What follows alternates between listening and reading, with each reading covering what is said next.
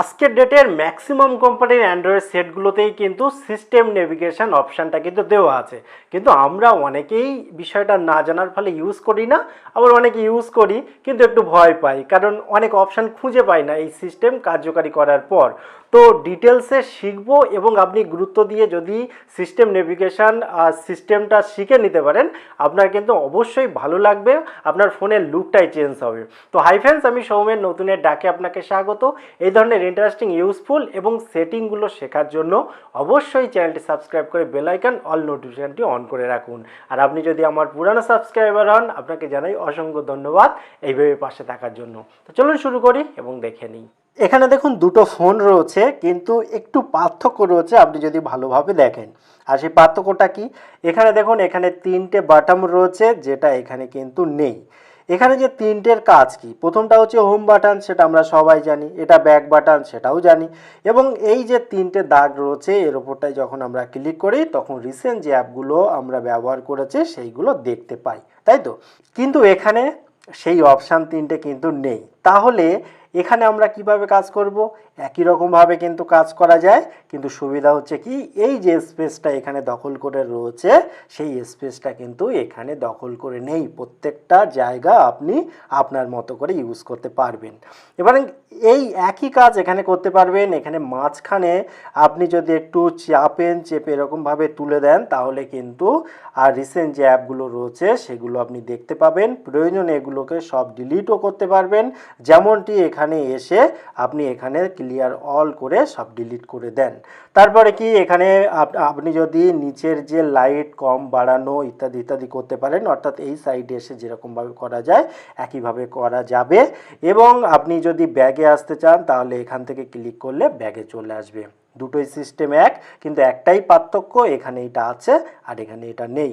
আপনি চাইলে দুরকমভাবে ব্যবহার করতে পারেন। আবার এখানে যে নেভিগেশনটা অপশান তিনটে রয়েছে, সেই নেভিগেশন সিস্টেমটাও আপনি চেঞ্জ করতে পারেন।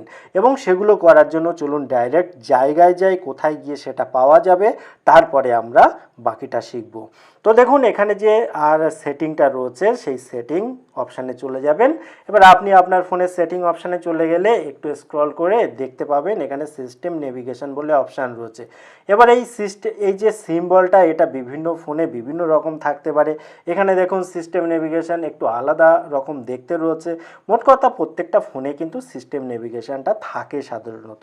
এবারে দেখুন, এর ওপরটায় যখন আমরা ক্লিক করব, এখানে দুরকম অপশান দেখতে পাবো। এখানে যদি নেভিগেশনের উপর ক্লিক করি, এখানেও একই রকম অপশান দেখতে পাবো, শুধু পার্থক্য একটাই দেখুন, একটাতে আর নেভিগেশন কিস সেখানে টিক মারা আছে, আর এই ফোনটাতে নেভিগেশন জেস্চার এখানে টিক মারা রয়েছে।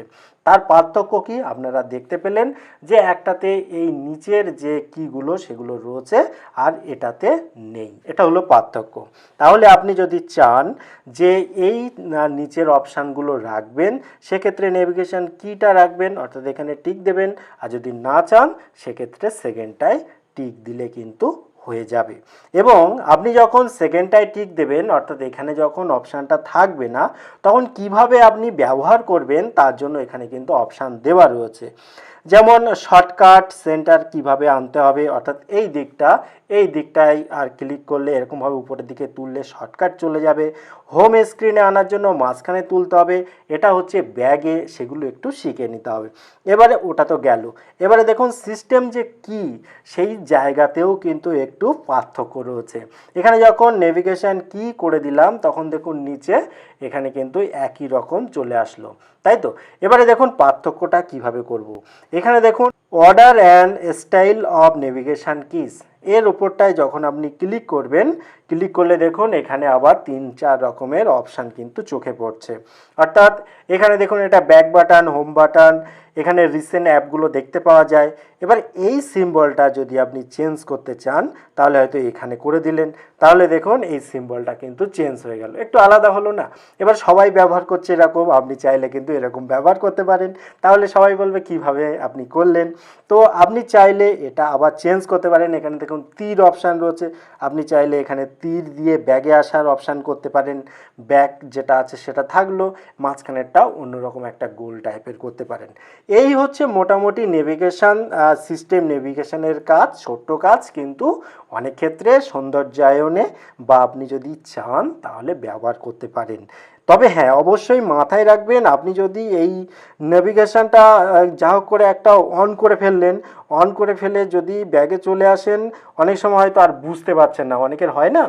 তো আপনি চিন্তার কিছু করবেন না, যদি কোনো কারণে ভুল হয়ে যায় আপনি জাস্ট এই সেটিং অপশানে চলে যাবেন, সেটিং অপশানে চলে গিয়ে সিস্টেম নেভিগেশনটা খুঁজে বার করবেন, তা নাহলে যে সার্চ বার রয়েছে এখানে লিখে দেবেন সিস্টেম নেভিগেশন, এখানে চলে আসবে দেখুন, এই যে সিস্টেম নেভিগেশন এখানে কিন্তু চলে আসবে। আসার পর আপনি এখান থেকে যে টিকটা রয়েছে এটাকে আর নেভিগেশন কির ওপরে করে দেবেন, করে দিলে আর কোনো ব্যাপার নেই, এখান থেকে আপনি ব্যাগে চলে আসতে পারেন। এবার এটা কি করে চেঞ্জ করবেন সেটাও আমি দেখিয়ে দিয়েছি। ভিডিওটি কেমন লাগলো অবশ্যই কমেন্ট করে জানাবেন। আবার দেখা হবে পরবর্তী ভিডিওতে, ততক্ষণ ভালো থাকুন, সুস্থ থাকুন, বাই।